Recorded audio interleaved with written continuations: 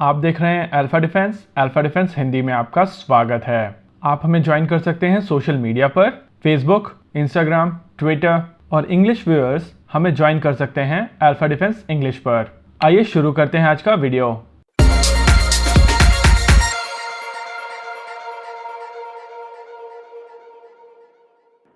आज के इस वीडियो में हम लोग बात करेंगे लाइट कॉम्बैट एयरक्राफ्ट तेजस के आईओसी और एफओसी वेरिएंट के बारे में।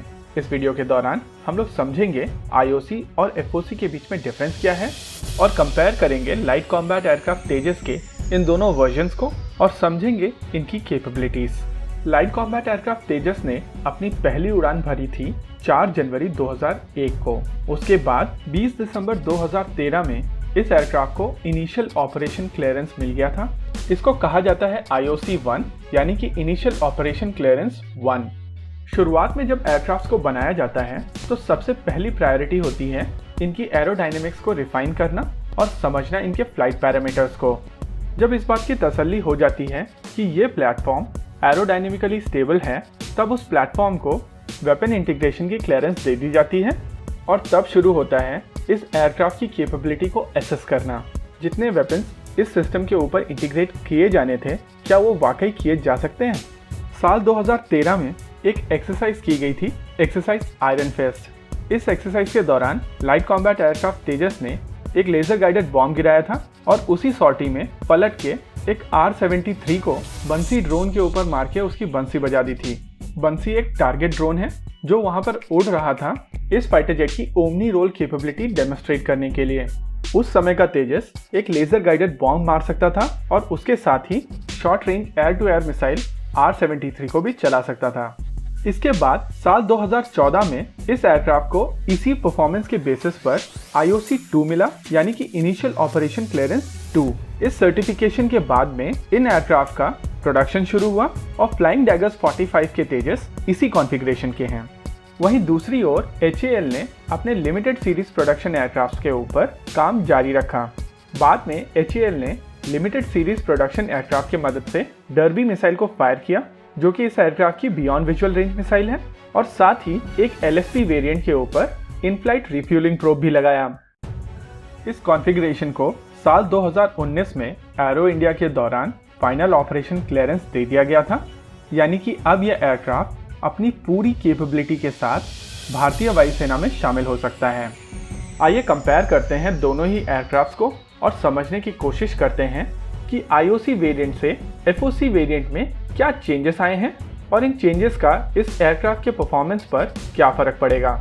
सबसे पहला चेंज है कि इस एयरक्राफ्ट की सेंटर लाइन पर अब ये एयरक्राफ्ट एक 725 लीटर की एक फ्यूल टैंक को लेकर उड़ सकेगा, जिससे इस एयरक्राफ्ट की रेंज और भी बढ़ जाएगी। लाइट कॉम्बैट एयरक्राफ्ट तेजस का इंटरनल फ्यूल तकरीबन 2.5 टन है और उतना ही फ्यूल ये अपने विंग्स के नीचे 2 टैंक्स में कैरी कर सकता है। अब ये सेंटर लाइन पर जो नई टैंक लगाई गई है, इसकी मदद से एफओसी वेरिएंट वाले तेजस की रेंज आईओसी वेरिएंट की कंपैरिजन में 15% ज़्यादा हो जाएगी, यानी कि ये एयरक्राफ्ट 22 मिनट और हवा में रह सकेगा। जिन लोगों का मानना है कि 22 मिनट कोई बहुत बड़ी बात नहीं है, उन लोगों को मैं बता दूं कि पूरा बालाकोट ऑपरेशन केवल 19 मिनट में किया गया था। वैसे ये 101 कंपैरिजन नहीं है, केवल एक एग्जाम्पल है। अगर बात की जाए इसके दूसरे चेंज की, तो एफओसी वेरिएंट वाले तेजस इन फ्लाइट रिफ्यूलिंग कर सकते हैं और इन फ्लाइट रिफ्यूलिंग के कारण इनकी रेंज काफ़ी ज़्यादा बढ़ जाती है। आमतौर पर जब भी इन फ्लाइट रिफ्यूलिंग की बात आती है तो इसको रेंज के हिसाब से देखा जाता है, लेकिन रियलिटी में इसको समय के हिसाब से देखा जाना चाहिए। मान लीजिए कि आपका एयरक्राफ्ट कॉम्बैट एयर पेट्रोल कर रहा है और इस एयरक्राफ्ट में इन फ्लाइट रिफ्यूलिंग फैसिलिटी नहीं है, जिसके वजह से इस एयरक्राफ्ट को लैंड करना पड़ेगा, फ्यूल करना पड़ेगा और उसके बाद ये एयरक्राफ्ट वापस हवा में आएगा। इस बीच दुश्मन को विंडो मिल जाती है आपके ऊपर अटैक करने की। एफओसी वेरिएंट में तीसरा चेंज है GSH-23 कैनन।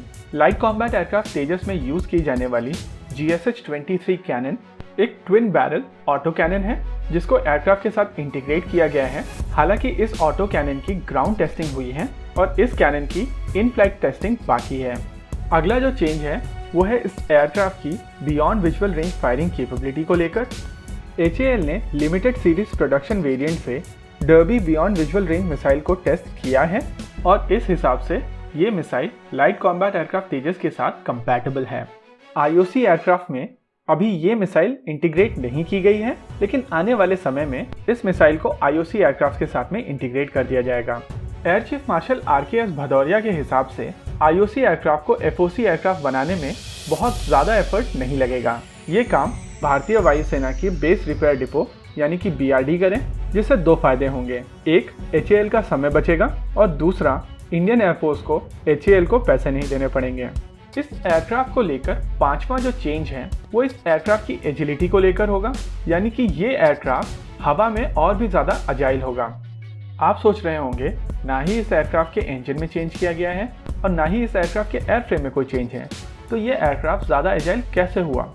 जब एयरक्राफ्ट को टेस्ट किया जाता है तो इसकी पूरी एनवेलप नहीं खोली जाती।